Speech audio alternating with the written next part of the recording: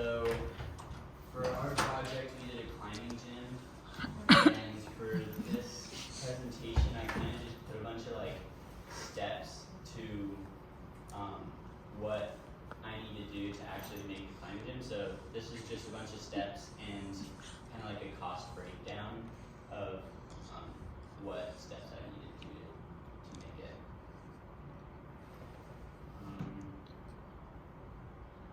Alright, so first I would need to get like a lease somewhere, and the space would need to be pretty large, like an open space, and this is usually between like 5 to 30 grand monthly, and the rent would just like vary based on the location where I'm at.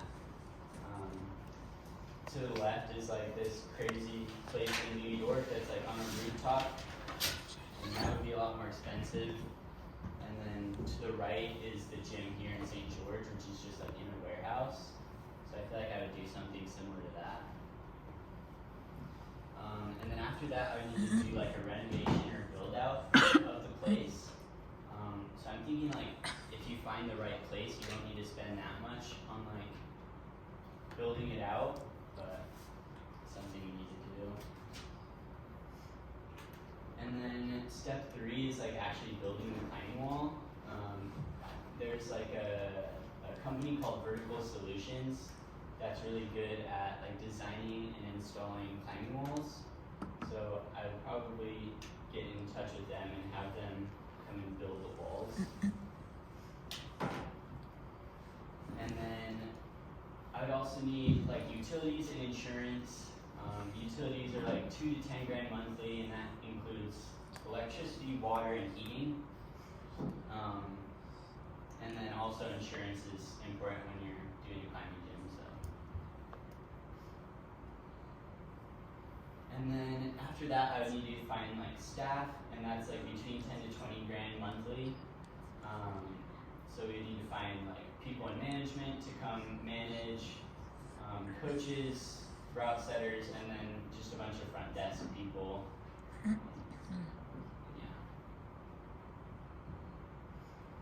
And then step 6, I would need to buy a lot of climbing gear and equipment, which is between 10 to 50 grand. So rental equipment, I would need to get a bunch of shoes, harnesses, and chalk, so that whenever people come in, they can have the right materials and rent it out from us. And then also safety gear, like just having ropes and like belay devices and crash pads to fall on. Just.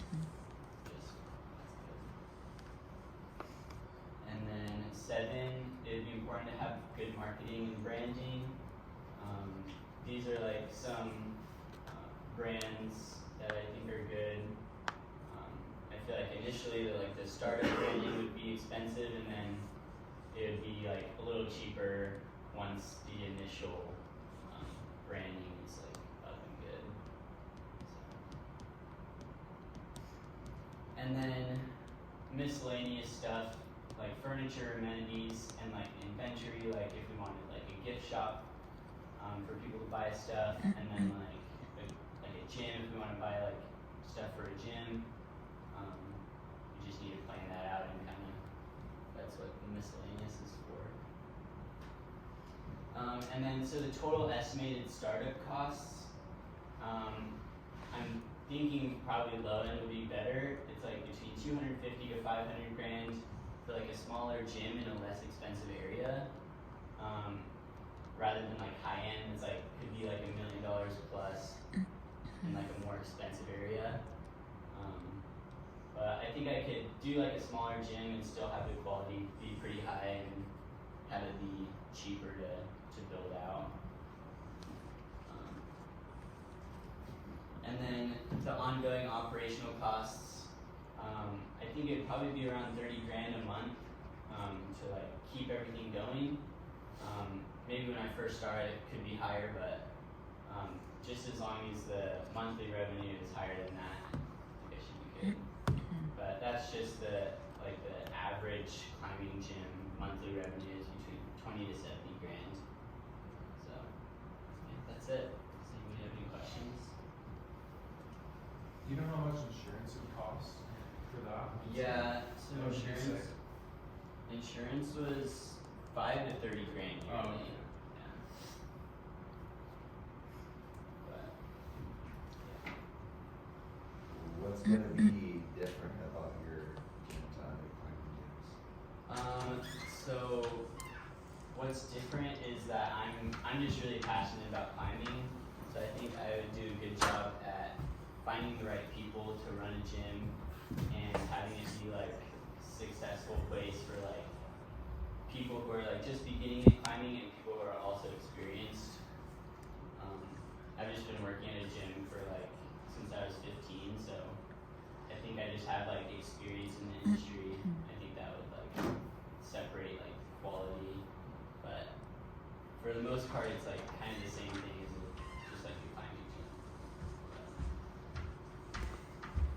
How many employees would you have? So it depends on how big the gym would be. If it was like a lower end gym, I'd probably have like one like general manager and then probably like between like 10 to 15 front desk people and then like a setting team of like 5 people.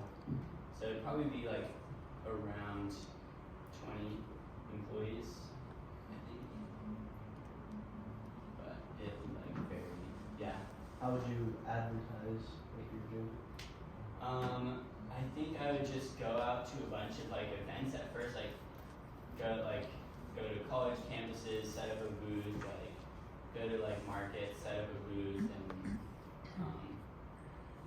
flyers, like post flyers, places, and yeah, just like make social media and kind of get hype going on online.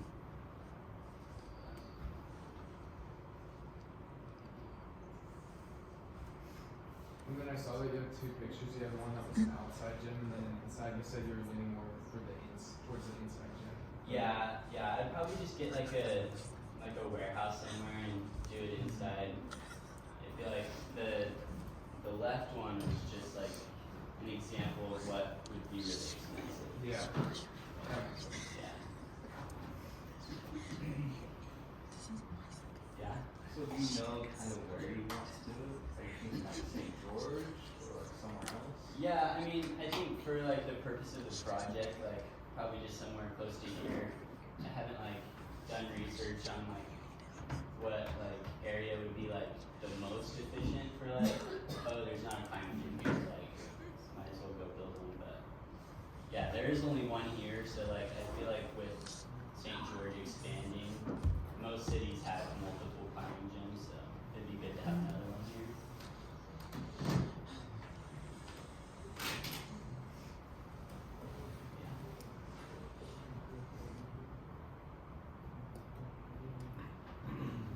Oh, good question. I really appreciate you guys. Few questions. One is, Noah, this is something you're passionate about. So that's awesome. So it's, a passion project. Is your ambition, long-term ambition,